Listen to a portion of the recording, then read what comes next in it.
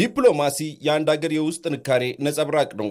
ማለትም በውስጡ ጠንካራ ኢኮኖሚ፣ የተረጋጋ ፖለቲካና የህዝብ አንድነትን መፍጠር የቻለ ሀገር በዓለም መድረክ ላይ የሚኖረው ተደማጭነት ከፍተኛ ይሆናል።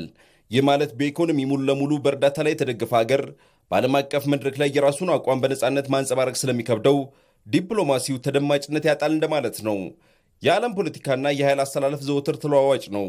የአንድ ሀገር የውጭ ግንኙነት ፖሊሲም ይህንን ለውጥ ተገንዝቦ ራሱን በፍጥነት ማስተካከል ካልቻለም ዲፕሎማሲው ፋይዳ ቢስ ይሆናል።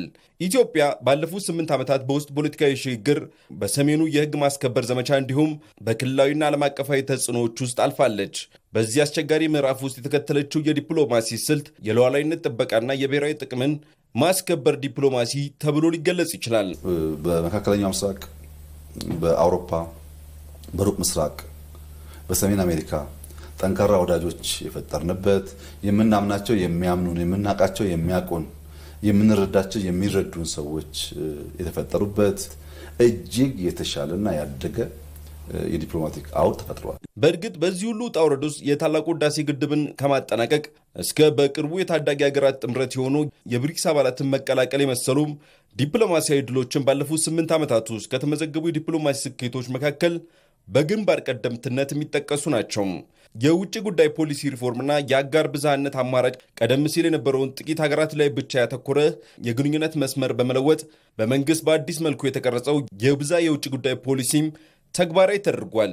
ይህ ደግሞ ስልታዊ ሚዛንን በመጠበቅ በምስራቅ ማለትም እንደ ቻይናና ሩሲያም፣ በምዕራብ ደግሞ እንደ አሜሪካና እንደ አውሮፓ ህብረት ያሉ ኃይሎች መካከል በአንዱ ወገን ብቻ ሳትነጠል ከሁሉም ጋር ያላትን ግንኙነት በማጣጣም ብሔራዊ ጥቅሟን ማስከበሯ ላይ ትኩረቷን አድርጋለች። ኢትዮጵያ የትኩረት መስክ ወይም አቅጣጫ በተለምዶ ያደጉ ይባሉ የነበሩ አገራት ጋር ብቻ ሳይሆን ከነሱ ጋር ያለን ግንኙነትና ትብብር ጠቃሚ ነው፣ አስፈላጊ ነው። እሱን አጠናክረን አዳዲስ ትብብሮችን፣ አዳዲስ ወዳጅነቶችን ለማፍራት ደግሞ ጠንክረን እንደምንሰራ የሚያሳይ ነው። ብዙ ሀገራት ከአፍሪካ ጋር ላላቸው የፖለቲካዊም ዲፕሎማሲያዊም ሆነ የንግድ ግንኙነት ኢትዮጵያን እንደ መግቢያ ይመርጣሉ። ለዚህ የተለያዩ ምክንያቶች አሉ።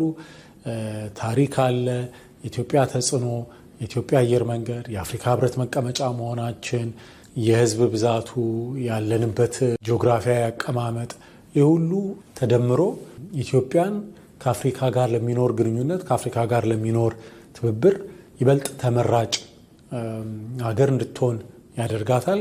ጠንካራ ኢኮኖሚ ዲፕሎማሲና የሀገር በቀል ሪፎርም ትስስር የውጭ ጉዳይ ሚኒስትር ዋነኛ የስራ መመሪያና የኢኮኖሚ ዲፕሎማሲ እንዲሆን ተደርጓል።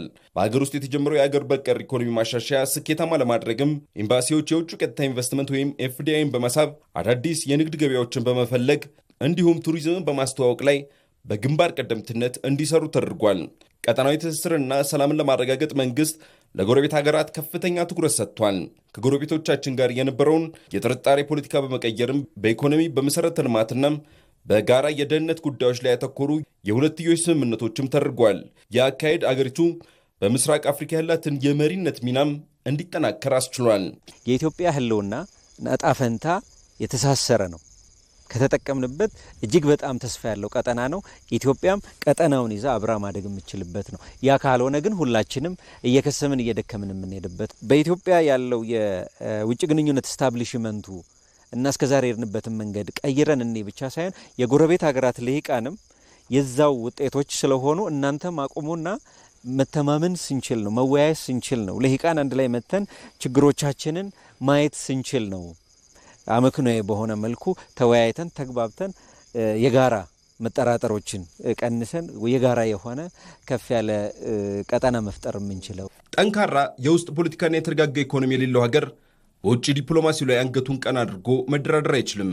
ባለፉት 8 ዓመታት የኢትዮጵያ ዲፕሎማሲ ከከፍተኛ የጫናዎች ማዕበል ወጥቶም ሉዓላዊነት ሳይደፈር ታሪካዊ ስኬቶችን ማስመዝገብ ስለመቻሉ ግን ማንሳት ይቻላል።